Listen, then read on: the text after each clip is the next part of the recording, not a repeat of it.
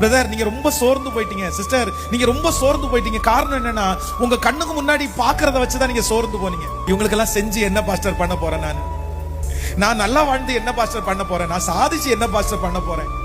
அப்படி ஒரு விரக்தி யாரோ ஒரு சிலருக்குள்ள அடங்கி கிடக்குது. என்ன மதிக்கல, என்கிட்ட பேசல, எனக்கு ஒரு உணர்வு கொடுக்கல, இல்ல எனக்கு ஒண்ணுமே இல்ல, நான் எதுக்கு, நான் வளர்ந்து எதுக்கு, நான் இருந்ததுக்கு, நான் சம்பாதிச்ச எதுக்கு, இந்த மாதிரி ஏதோ ஒரு கட்டு உங்களுக்குள்ள. ஆனா ஆண்டவர் உங்களை பார்த்து அதை தான் தீவிரமாய் கர்த்தர் சொல்றாரு.